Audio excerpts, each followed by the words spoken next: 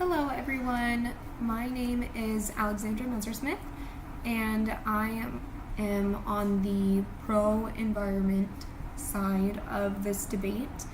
I'm debating that environmental concerns should take more precedence than economic concerns, and primarily I'm going to focus on the displacement and increased levels of homelessness due to climate change related hazards or events and disasters, and also the economic consequences because of those disasters and all of the money that we need to now spend on relief efforts.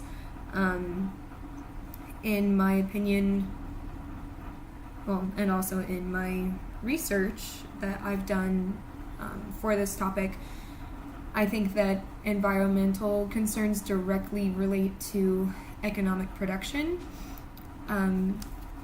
because the more that we ignore climate change and don't make an actual effort to prevent or react to climate change in a way that will have a lasting impact, the more money we're going to have to spend on relief efforts for all of the disasters that will inevitably happen. So there has been a major increase in what's called climate refugees. And these are displaced populations that have been forced out of their homes due to climate change related disasters. This can be storms like all of the hurricanes that we've had over the past couple of years, especially rising sea levels and the loss of land. We saw this a lot with the documentaries that we watched a couple weeks ago. An entire country is at risk of losing their agriculture because of these rising sea levels and because of climate change. So already, I believe this number is actually just from the past decade, but there's been 26 million people in the US alone that have been displaced by events caused by climate change. By 2050, it's projected from the World Watch Institute that number is going to climb to 200 million.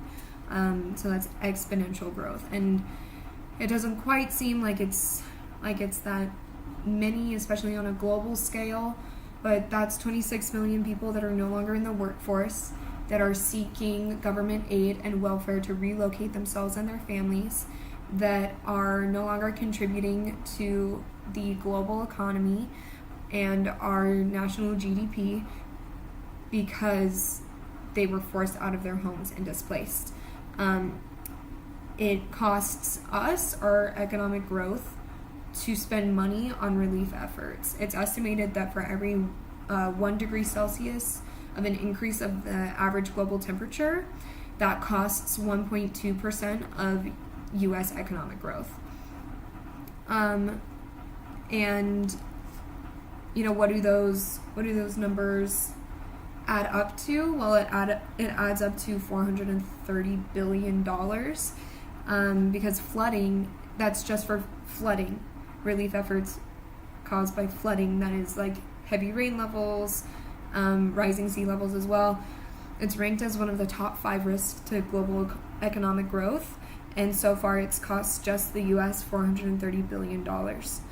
And this is happening and increasing so much faster than scientists originally projected. When this idea of climate change and global warming came around, a couple decades ago, they projected that the costs and the temperature levels and the sea levels that we're experiencing right now were supposed to happen 100 years from now. So this isn't something that we can just continue to put off and have reactionary policy. We need to start having preventative policy.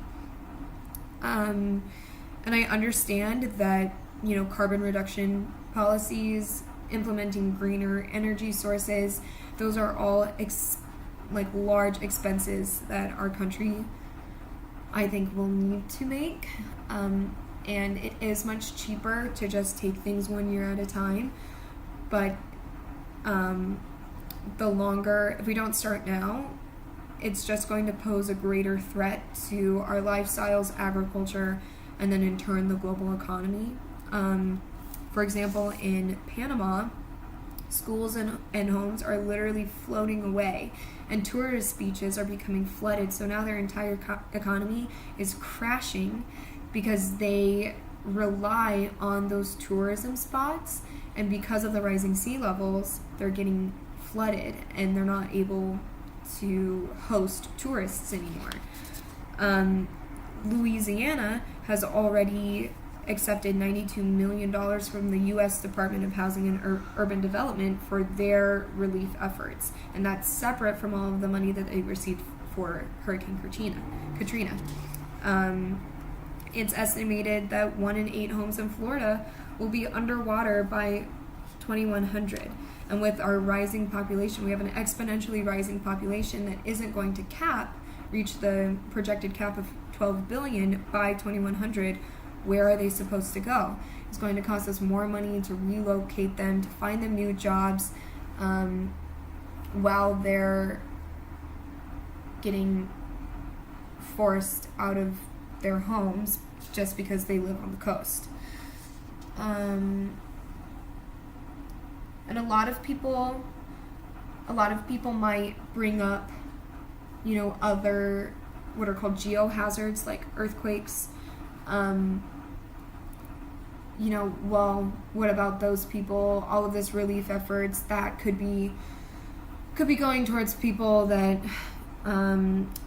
were forced out of their homes because of tornadoes or earthquakes or standard weather related incidents. But climate change related hazards have displaced 32 times more people than geohazards.